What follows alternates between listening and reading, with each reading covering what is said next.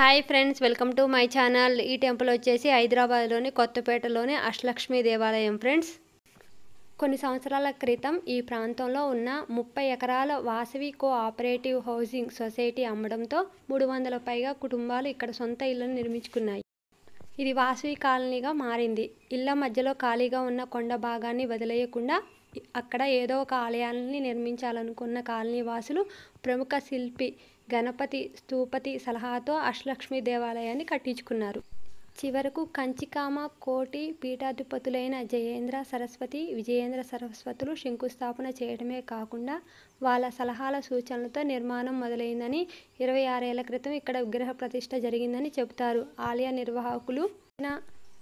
అంతస్తులో నిర్మించిన ఈ మందిరంలో మొదటి అంతస్తులో అష్టలక్ష్ములు దర్శనమిచ్చుకోవచ్చు. ఈ ప్రాంగణంలో నిత్యం ప్రవచనాల మండపం, యాగశాల, చక్రతీర్థం, రథశాల, భోజనశాల ఇలా అన్నీ ఉంటాయి.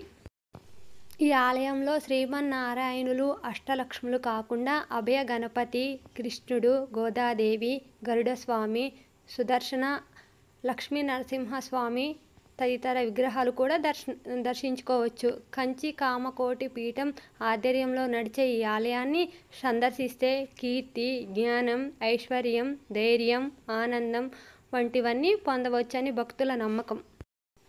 ఇక్కడ రోజువారీ పూజ కార్యక్రమాలు, 2 పూటల నిత్యం హోమాలు జరుగుతాయి. ఇవి కాకుండా వైశాఖ మాసంలో బ్రహ్మోత్సవాలు, శ్రావణ మాసంలో పవిత్రోత్సవాలు, వరలక్ష్మి వ్రతాలు, దీపావళి నాడు అష్టలక్ష్ములకు విశేష పూజలు, కార్తీక సామూహిక సత్యనారాయణ వ్రతాలు, ఆకాశ దీపోత్సవం, ధనుర్మాసంలో గోదారంగనాథస్వామి కళ్యాణం ఇలా ఏడాది మొత్తం జరిగే విశేష పూజల్లో పాల్గొనేందుకు 2 తెలుగు రాష్ట్రాలతో పాటు కర్ణాటక, మహారాష్ట్ర, తమిళనాడు తదితర ప్రాంతాల నుంచి భక్తులు వస్తారు. రోజు ఈ ఆలయం చుట్టూ గోమాతను ప్రదక్షిణ చేసిన తర్వాతే భక్తులు ఈ ఆలయంలోకి ప్రవేశం కలుగుతుంది. చూసారా, టెంపుల్ అయితే చాలా బాగుంటుంది ఫ్రెండ్స్. ఇది హైదరాబాద్లో కొత్తపేటలో అయితే ఉంది. తప్పకుండా విచ్చేయండి.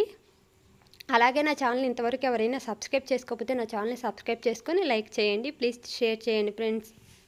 ఈ ఆలయం దక్షిణ భారత వాస్తు శిల్పి శైలిలో నిర్మించబడింది మరియు లక్ష్మీదేవిని ఆమె 8 రూపాలలో ప్రదర్శిస్తుంది.